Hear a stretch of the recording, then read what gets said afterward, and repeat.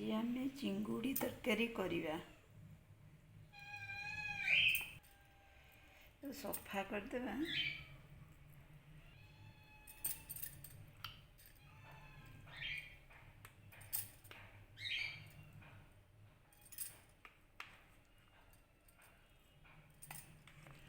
ହଳଦୀ ଗୁଣ୍ଡ ଦେଲେ ସଫା କରିବେ।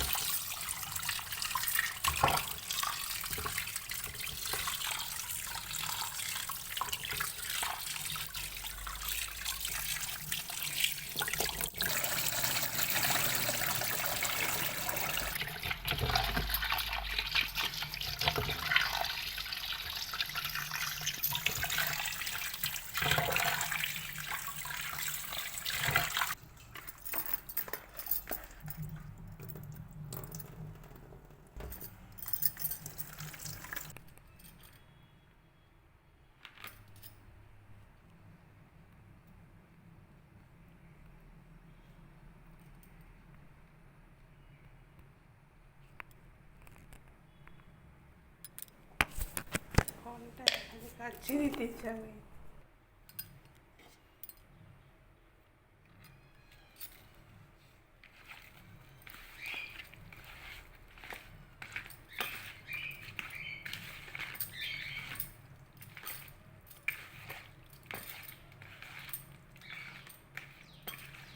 ହଳଦୀ ଲୁଣ ଦିଆ ହେଇଗଲେ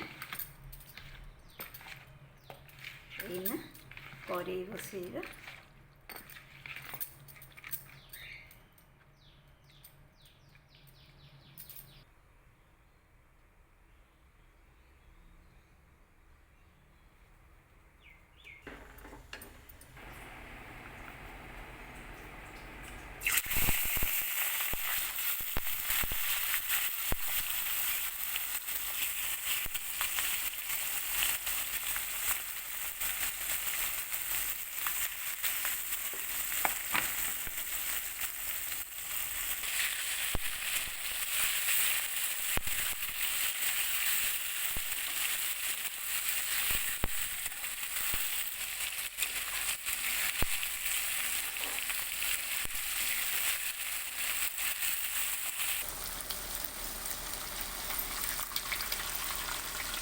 ଏଇନା ହେଇଗଲାଣି ଚିଙ୍ଗୁଡ଼ି ଫ୍ରାଏ।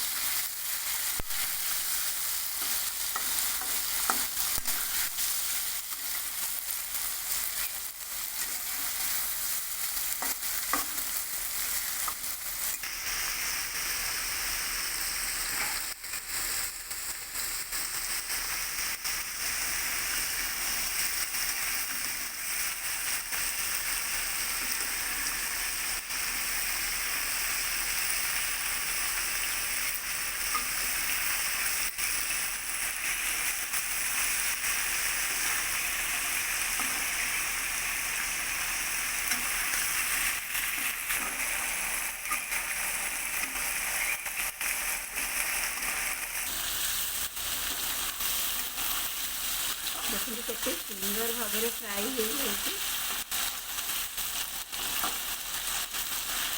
ଆପଣ ଏମିତି ବନାନ୍ତୁ।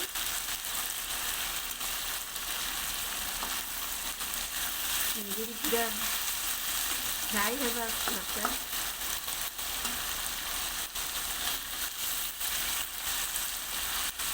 ଫ୍ରାଏରେ ପ୍ରାୟ 50% ସିଝି ଯାଇଥାଏ। ତରକାରୀରେ ପୁଣି ସେ ଆଉ 90% ପୁରା ହେଇଯିବ।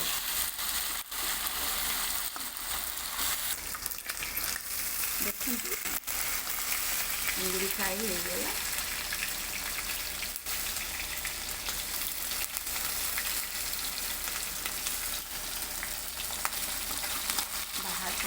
ପକେଇଦେବି।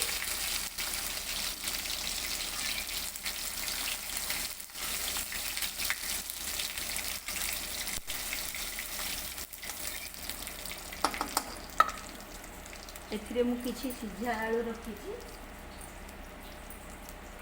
ତାକୁ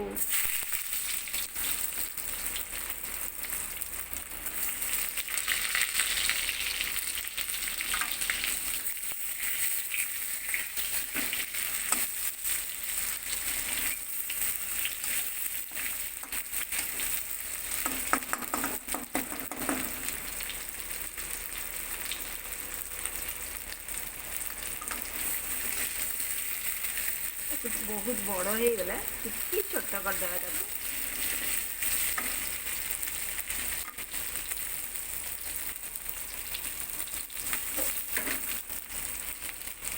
ସିଝା ଆଳୁ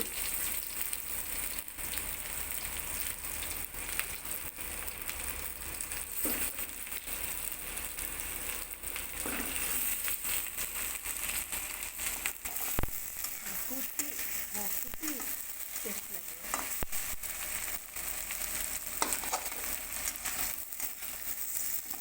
ଏମିତି ଆପଣ ଦେଇକି ଘରେ ତରକାରୀ କରିବେ,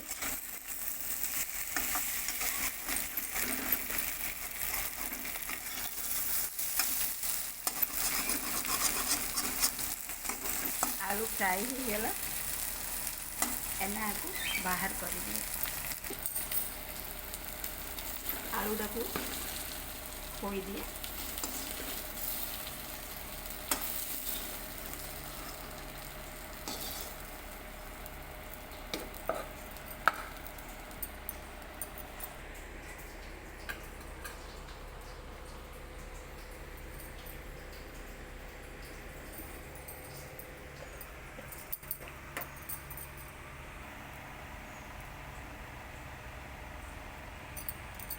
ତେଲ ଟିକେ ଦେଇଦେବି, ତେଜପତ୍ର ଦେଇଦେବି, କିଛି ଜିରା ଦେଇଦେବି, ସେଥିରେ ପିଆଜ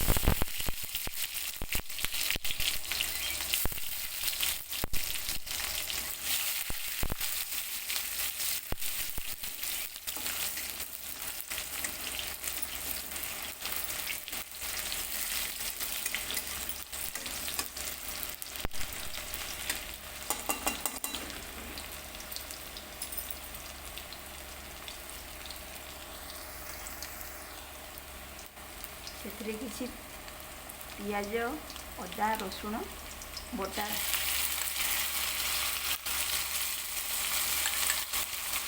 ଦେଇଦେଉଛି।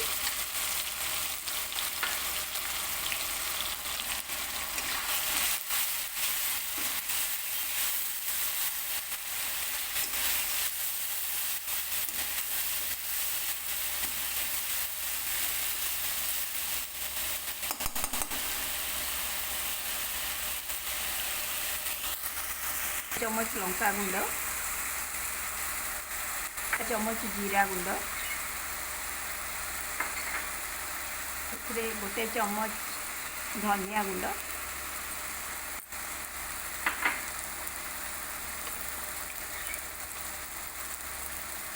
କିଛି ହଳଦୀ ଗୁଣ୍ଡ,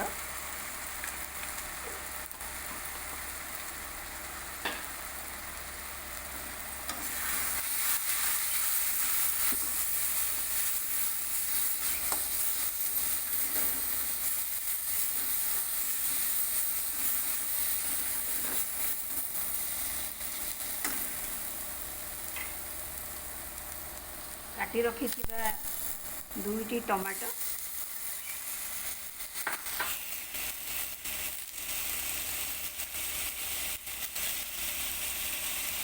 ସ୍ୱାଦ ହିସାବରେ ଲୁଣ,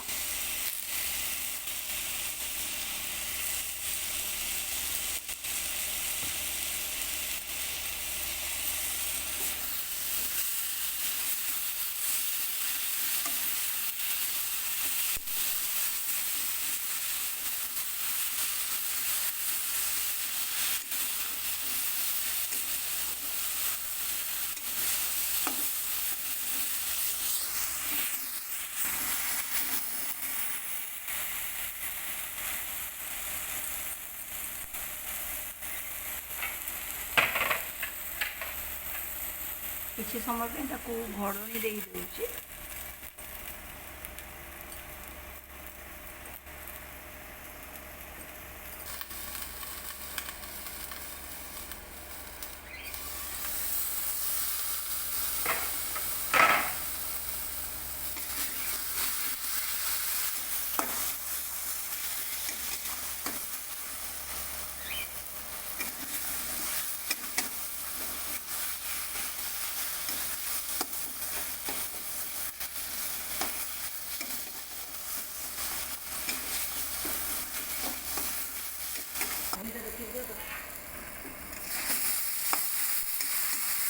ଦେଖନ୍ତୁ କେତେ ସୁନ୍ଦର ମସଲା କଷି ହେଇଗଲା। ମୁଁ ଏଥିରେ ଜମା ସୋରିଷ ଦେଇନି, କାହିଁକିନା ଆମ ଘରେ ସୋରିଷ ଖାଇବାକୁ ଏତେ ଭଲ ପାଆନ୍ତିନି।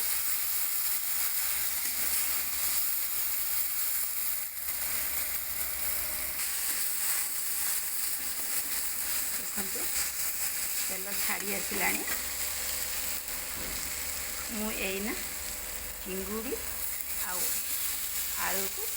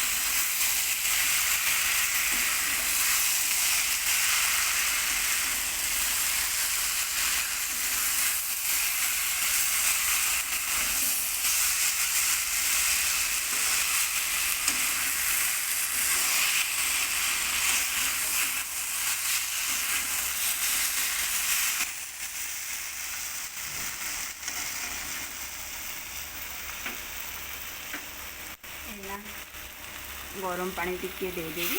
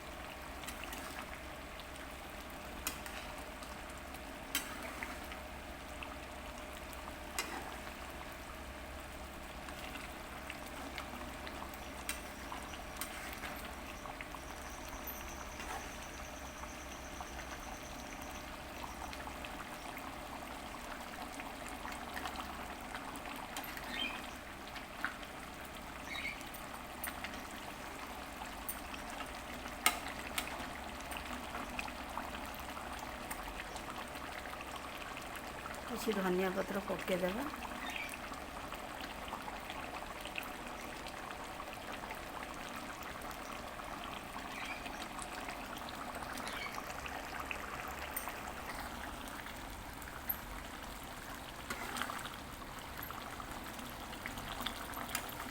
ହେଇଗଲା ଫ୍ରେଣ୍ଡସ୍, ଏମିତି ଆପଣମାନେ ଘରେ ବନାନ୍ତୁ, ବନେଇକି ଖାଇବେ,